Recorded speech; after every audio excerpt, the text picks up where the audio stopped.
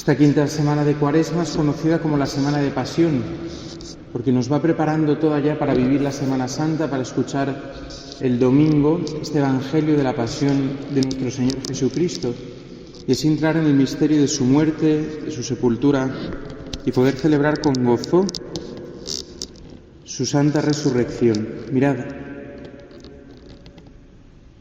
les ha dicho Jesús a los judíos en esta continuación, desde el Evangelio del domingo. Después Jesús va teniendo estos encuentros con los judíos, con los fariseos. Les dice: me voy y me buscaréis y moriréis por vuestro pecado. Donde yo voy no podéis venir vosotros. En el Evangelio de San Juan, desde el principio hasta el final, hay una pregunta: ¿dónde está Jesús? Si os fijáis,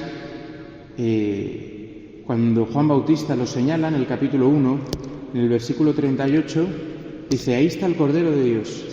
Y dos discípulos de Juan se van detrás de Jesús. Jesús se gira y les dice: ¿qué buscáis? Y ellos le dicen: Maestro, ¿dónde vives? Cuando Jesús resucite, María Magdalena va a recibir la misma pregunta: ¿por qué lloras? ¿A quién buscas? Y ella dirá: no sé dónde lo han puesto. Se han llevado a mi Señor y no sé dónde lo han puesto. El Señor le dirá: ve, y anuncie a mis hermanos que subo a mi Padre y a vuestro Padre, a mi Dios y a vuestro Dios. Pero es que Jesús en estos días nos está hablando constantemente: yo sé de dónde vengo y a dónde voy. Solamente el que sabe de dónde viene y a dónde va, sabe dónde está. Solamente el que sabe de dónde viene y a dónde va, sabe quién es, cuál es su identidad, cuál es su misión, cuál es su recorrido. El que no sabe de dónde viene y a dónde va es una especie de transeúnte. En valencià es diu un rodamons. No tienes horizonte, no tienes meta, no sabes hacia dónde caminas. Cristo nos está mostrando algo muy importante, y es quiénes somos, de dónde venimos y a dónde vamos. Y lo que está intentando mostrar a los fariseos, y hoy unido a la primera lectura, para poner nuestra mirada en la cruz, es que nosotros somos criaturas de Dios, pero no solo criaturas de Dios, sino que estamos hechos a su imagen y semejanza. Pero que en la humanidad y en cada hombre hay una herida, que es lo que llamamos el pecado original. Este pecado, que en el pueblo de Israel aparece en muchos momentos, hay un momento donde aparece en la forma de estas serpientes abrasadoras que les mordía causando la muerte. Cuando un israelita oye hablar de una serpiente, no tiene que pensar a qué se referirá, porque el pueblo de Israel, y los cristianos también, sabemos que hay una serpiente antigua, que la serpiente nos está hablando del llamado diablo Satanás, el seductor del mundo entero, el acusador de nuestros hermanos, el que con la mentira ha introducido en la mente y en el corazón de Eva y de toda la humanidad la desconfianza, y con la desconfianza el pecado, y con el pecado la ruptura de su corazón, la ruptura de la relación con los demás, la ruptura con Dios y la ruptura con la creación entera. Estas serpientes nos muestra que la mordedura del pecado causa la muerte. San Pablo dice en la carta a los Corintios: el aguijón del pecado es la muerte. Perdón, el aguijón de la muerte es el pecado. ¿Cómo nos mete el maligno la muerte? ¿Cómo quiere destruir primero la vida de Dios en nosotros y después la vida eterna y de manera definitiva para siempre con la condenación, separándonos de Dios? El aguijón que utiliza para meter este veneno mortal es el pecado.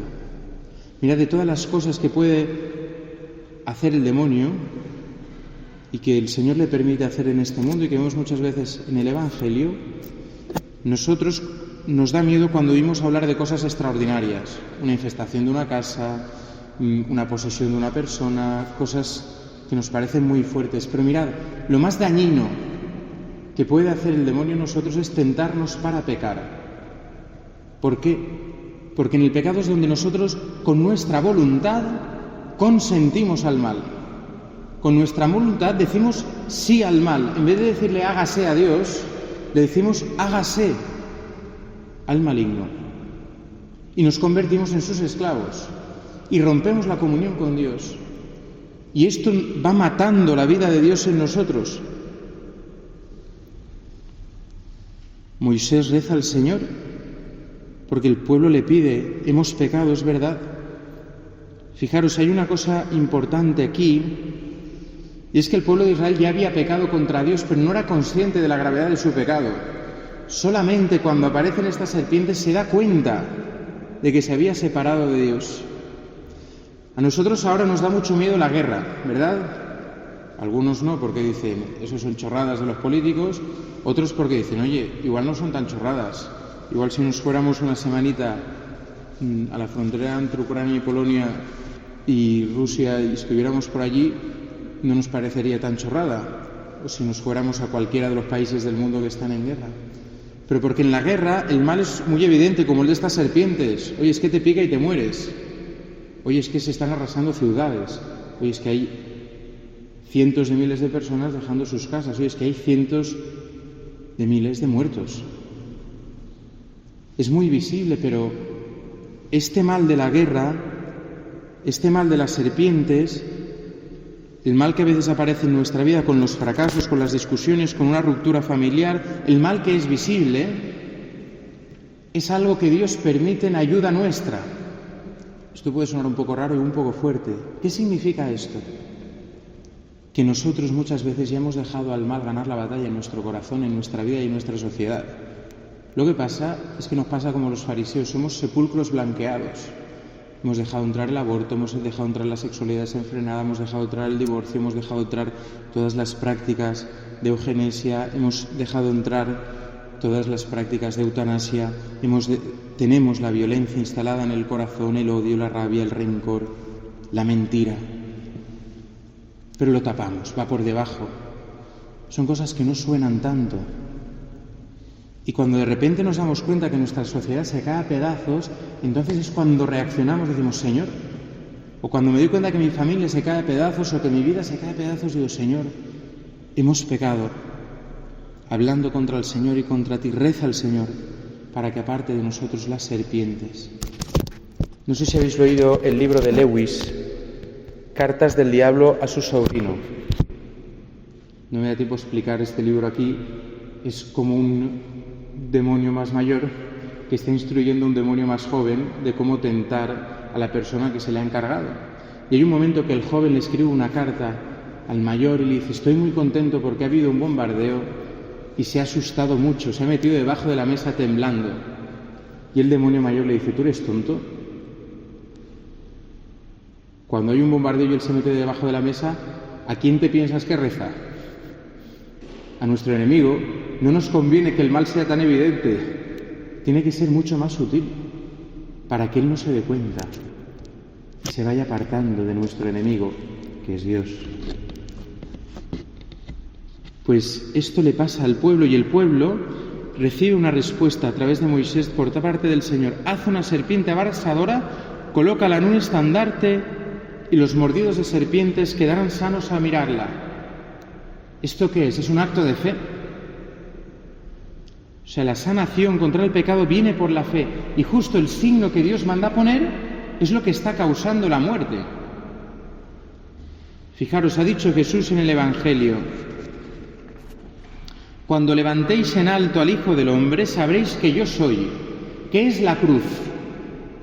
Esta cruz que vamos a contemplar en la Pasión, en las procesiones por las calles, el Viernes Santo vamos a venerar en todas las iglesias. La cruz es un instrumento de tortura. La cruz es un instrumento diseñado, además, para generar un sufrimiento atroz, para acabar con la vida humana. Esto es la cruz. Sin embargo, la cruz,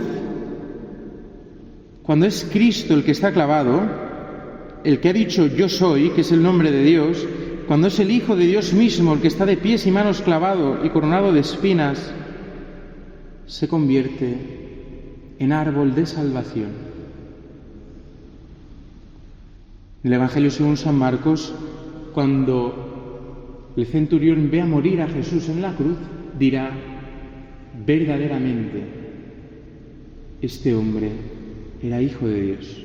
Cuando sea levantado, cuando levantéis en alto al Hijo del Hombre, sabréis que yo soy. Y entonces se abre una paradoja, y es que lo que tendría que ser causa de muerte para toda la humanidad, haber matado a Dios, se convierte en causa de vida. Mirad, San Pablo dirá de esta manera, dice: los judíos buscan signos, milagros, acciones de la potencia de Dios, demostrar que Dios está con nosotros. Los griegos, los paganos, buscan sabiduría, la inteligencia, la razón, la explicación del mundo, las filosofías. Dice: pero nosotros predicamos a Jesucristo crucificado. Predicamos la cruz de Cristo, que es escándalo para los judíos, porque dicen: ¿dónde está el signo? Le dirán los judíos: si eres Hijo de Dios, baja de la cruz. Y necedad para los griegos. Cuando le oyen a San Pablo predicar en Atenas un muerto que ha resucitado, y dicen: de eso ya te oiríamos hablar otro día. Pero para el que cree es fuerza de Dios y sabiduría de Dios. Por eso el Viernes Santo entrará la cruz en la iglesia y el sacerdote proclamará: mirad el árbol de la cruz, donde estuvo clavada la salvación del mundo. Decía: todo el que miraba la serpiente de bronce salvaba la vida. La Iglesia nos invita en este tiempo a mirar a Cristo crucificado. En Él está nuestra salvación, y contemplando a Cristo crucificado poder acudir a Él en los sacramentos y en el ara de la cruz, donde se actualiza, en el ara de la misa, donde se actualiza el sacrificio de Cristo realizado en el ara de la cruz, para que tú tengas vida, para que contemplando a Cristo quedes sanado. Dice el Salmo: contempladlo y quedaréis radiantes.